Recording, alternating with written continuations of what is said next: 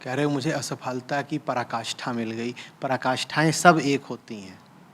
7 बार कोशिश करी है जिस भी परीक्षा की बात कर रहे हो, 8वीं बार इसीलिए नहीं कर रहे होगे क्योंकि उम्र बढ़ गई होगी। अभी अगर सरकार अनुमति दे दे तो 7 बार और कोशिश करोगे। कौन सी पराकाष्ठा? ओवर एज हो जाने को पराकाष्ठा थोड़ी बोलते हैं। कह रहे अब तो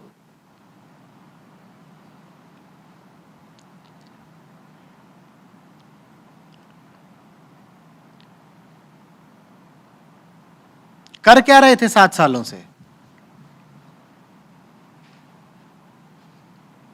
और 7 भी कम बोल रहा हूं, 7 बार तो तुमने चढ़ाई करी है, उससे पहले तैयारी भी करी होगी 2-3 साल।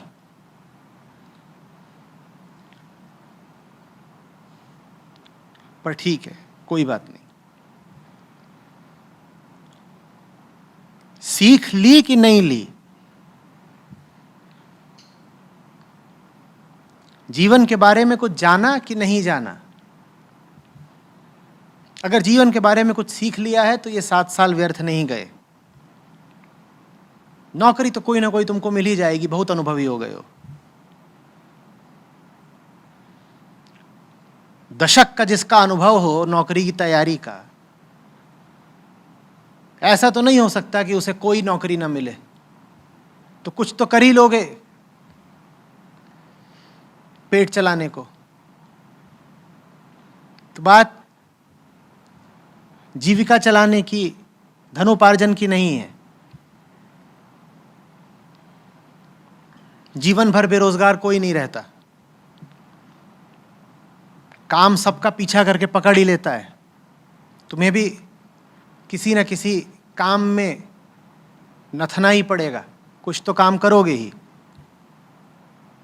चाहे अनचाहे, जैसे भी करना पड़ेगा। मुद्दा दूसरा है। मुद्दा ये है कि इन सब अनुभवों ने तुम्हें कुछ सिखाया या नहीं सिखाया।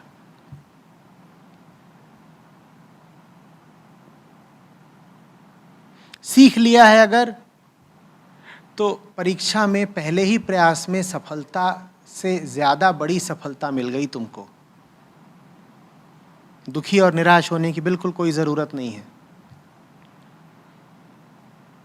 और अगर अभी भी सीख नहीं ले रहे हो तो मैं पूछ रहा हूं, अब कब सीखोगे भैया? सीखो तो। चयनित हो रहे हो या नहीं, इसका निर्णय दूसरे कर सकते हैं, पर जीवन में जिन अनुभवों से गुजर रहे हो उनसे कुछ सीख रहे हो या नहीं, इसका निर्णय दूसरे नहीं कर सकते। इस पर दूसरों का कोई अधिकार नहीं है।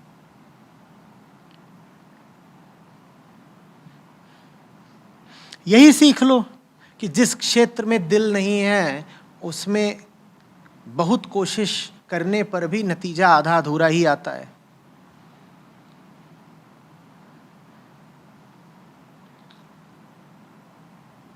यही सीख लो कि जीवन न जाने कितने अवसर देता है। किसी एक चीज के पीछे हाथ धोकर पड़ जाना कहां तक उचित है? और वो जो एक चीज है जिसके पीछे पड़ रहे हो, उसका नाम अगर सत्य हो, परमात्मा हो, तब बात दूसरी है। पर तुम जिस नौकरी के आकांक्षी हो, उसका सत्य और परमात्मा से कितना लेना देना? और अगर नहीं लेना देना तो तुम ये दशक वाली साधना काहे कर रहे थे? ये सब तो ऋषियों मुनियों के लक्षण होते हैं कि एक चीज पर निगाह जमा ली, अब वही पानी है। एक टांग पर खड़े होकर तपस्या कर रहे हैं। इतनी ऊंची तपस्या किसी ऐसे के लिए ही की जाती है जो इस तपस्या के योग्य हो, है ना? इतना भाव किसी ऐसे को ही दिया जाता हो जिसका भाव इतना ऊंचा हो। ये तुम जिस भी नौकरी के पीछे जा रहे थे, वो नौकरी है या भगवान हो गई कि लगे ही हुए हो?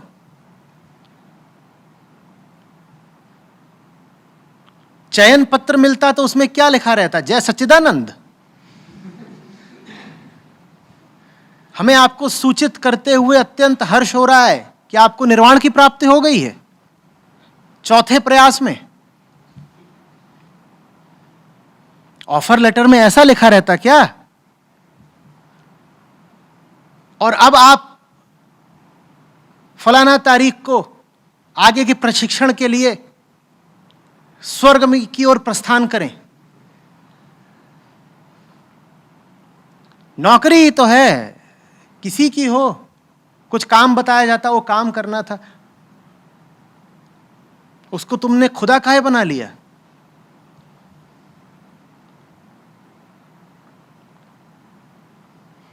इससे मुझे याद आया, शायद जीवन में खुदा है नहीं, तो इसीलिए हर छोटी छोटी चीज इतनी महत्वपूर्ण लगने लगती है कि पहले तो उसके पीछे 10 साल लगाओ, फिर ना मिले तो कहो आचार्य जी मैं तो आत्महत्या करने जा रहा था। तुम्हारी जिंदगी इतनी सस्ती है। तो इसीलिए पैदा हुए थे कि 10 साल नौकरी की कोशिश करो, फिर कहो अब मैं झूल जाऊंगा।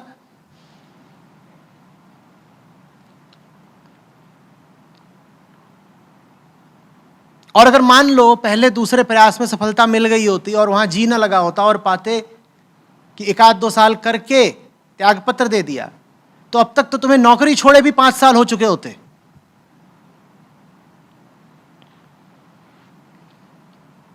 इतनी बड़ी चीज कैसे हो गई भाई? जीवन का केंद्र उसको ही बनाओ जो जीवन का केंद्र बनने काबिल हो। नौकरी थोड़ी जीवन का केंद्र होती है, कोई व्यक्ति थोड़ी जीवन का केंद्र होता है, ऐसे ही लोग होते हैं।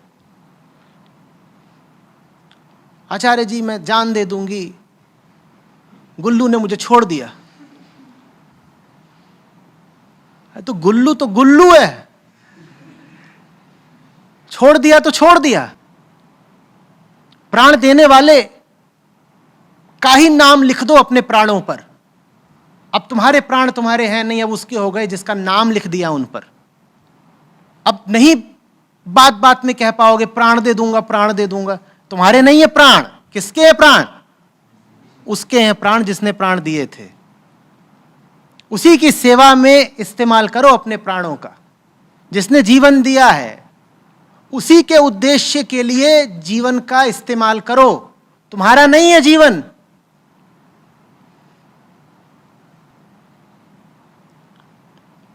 वही है बस एक बीमारी, जिंदगी गलत केंद्र से जी जा रही है। दिल में जिसको बैठाना था उसकी जगह और बहुत कुछ बैठा लिया। अब सरकारी नौकरी का लालच बैठा हुआ है दिल में। क्यों? सब जानते हैं क्यों। गाड़ी मिल जाएगी, सरकारी बंगला मिल जाएगा, कोई निकाल नहीं सकता, कोई निकाल नहीं सकता, बड़ा आनंद रहता है। अजीमो शान शहंशाह। लड़का गवर्नमेंट जॉब में है,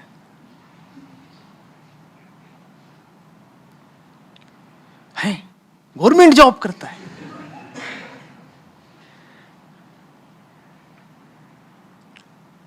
चतुर्थ वर्ग की नौकरी निकलेगी, उसके लिए पीएचडी वाले भी आवेदन करेंगे। ये मत कह देना बेरोजगारी बहुत है, दहेज बहुत है।